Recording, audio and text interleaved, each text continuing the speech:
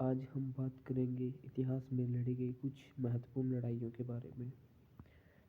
बिना कोई समय गवाए आइए चलते हैं हमारे पास पहले क्वेश्चन की तरफ। तराइन का प्रथम युद्ध कब हुआ था? तराइन का प्रथम युद्ध हमारे पास हुआ था 1191 के अंदर, यानी कि 1191 हमारे पास, यानी कि बी द राइट आंसर हो जाएगा। यह युद्ध मोहम्मद गोरी और पृथ्वीराज चौहान के बीच हुआ था, जिसमें हमारे पास पृथ्वीराज चौहान जीत गया था और मोहम्मद गोरी हार चुका था। आइए चलते हैं नेक्स्ट क्वेश्चन की तरफ। तराइन का दूसरा युद्ध। तराइन का दूसरा युद्ध हमारे पास हुआ था 1192 के अंदर, यानी कि इससे तराइन के पहले युद्ध के बाद, एकदम बाद।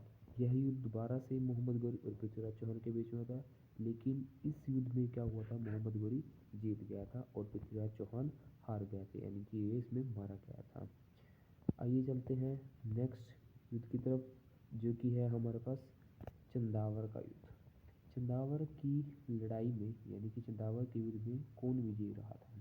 चंदावर के युद्ध में मोहम्मद गोरी ने जयचंद को हराया था, यानी कि हमारे पास विजयी कौन हो जाएगा इस युद्ध में? मोहम्मद गोरी जीत गया था, यानी कि मोहम्मद गोरी का right answer, C is right answer. और इस युद्ध में जयचंद मारा गया था, यानी कि वो हार गया था। और यह युद्ध हमारे पास 1194 में हुआ था। डेट भी कई बार पूछी जाती है एग्जाम में, तो हमें वो भी याद रखनी है। आइए चलते हैं नेक्स्ट की तरफ, जो कि है हमारे पास पानीपत की पहली लड़ाई। पानीपत की पहली लड़ाई जो हुई थी हमारे पास, वो हुई थी 1526 के अंदर, यानी कि हमारे पास सी इज द राइट आंसर, यानी कि 1526 में। यह इसमें क्या हुआ था, इसमें हमारे पास बाबर विजयी रहा था पानीपत की पहली लड़ाई में। और इसमें हारा कौन था? इसमें हारा था इब्राहिम लोदी। इब्राहिम लोदी इसमें हार गया था, हमें ये भी याद रखना है। इब्राहिम लोदी और बाबर के बीच में यह लड़ाई हुई थी। कब हुई थी? 1526 के अंदर। और उसके बाद चलते हैं हमारे पास चंदेरी का युद्ध। चंदेरी का युद्ध क्या हुआ था? इसके बीच में शायद एक क्वेश्चन छूट गया हमारे पास। हाँ जी, ये बाबर का दूसरा युद्ध था, यानी कि बाबर ने 1527 में किसे युद्ध में हराया था? राणा सांगा को किस युद्ध में हराया था?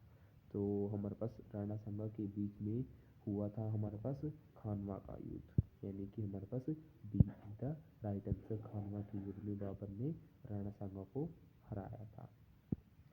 ठीक है, 1527 में ये युद्ध हुआ था हमारे पास। 1527 में ये युद्ध हुआ था, हमें ये भी याद रखने की ज़रूरत है। ठीक है, आइए चलते हैं हमारे पास अगले क्वेश्चन की तरफ, जो कि है हमारे पास चंदेरी का युद्ध। चंदेरी का युद्ध हुआ था हमारे पास 1528 के अंदर, यानी कि B is the right answer. ये हमारे पास ये जितने भी युद्ध हुए हैं, ये बाबर ने लड़े हैं जितने भी हैं। बाबर के युद्ध जो है एक प्रॉपर जो है सीक्वेंस में है। जैसे हमारे पास 1526 में है पहले वाला, फिर उसके बाद दूसरा युद्ध 1527 में, फिर 28 में, फिर 29 में, ऐसे कंसेक्यूटिव है। इस युद्ध में क्या हुआ था, बाबर ने मेदिनी राय को हराया था, यानी कि बाबर इसमें विजय रहा था। और एक क्वेश्चन हमारे पास ये भी बनता है, जो कि हमारे पास इस क्वेश्चन से जुड़ा हुआ है, पानीपत की पहली लड़ाई, यानी कि इसमें क्वेश्चन बनता है कि तोपखानों का प्रयोग किस युद्ध में होता है? यानी कि पानीपत की पहली लड़ाई में हुआ था और बाबर ने इसका यूज़ किया था, तोपखानों का यूज़। अब हम चलते हैं घाघरा का युद्ध। घाघरा का युद्ध हुआ था हमारे पास बाबर और अफगानों के बीच में, यानी कि B is the right answer. इस युद्ध में बाबर विजय रहा था और उन्होंने अफगानों को हराकर खदेड़ दिया था। नेक्स्ट क्वेश्चन की अगर हम बात करें, 1539 के किस युद्ध में शेरशाह विजयी रहा था?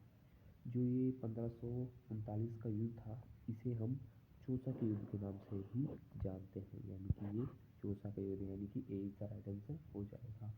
इसमें शेरशाह ने हुमायूं को हराया था। हुमायूं कौन था? हुमायूं जो है बाबर का बेटा था, बाबर का बेटा था, बाबर का, ये भी हमें ध्यान रखना है। आइए बात करते हैं नेक्स्ट क्वेश्चन की तरफ, जो कि है कन्नौज का युद्ध। कन्नौज का युद्ध जो है वो चौसा के युद्ध के अगले साल ही होता है, यानी कि 1539 में। 1500 जो 39 में हुआ था चौसा का युद्ध, तो 1540 में हमारे पास कन्नौज का युद्ध हुआ था।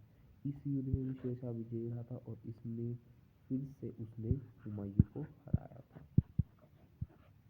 ये भी हमें याद रखना है।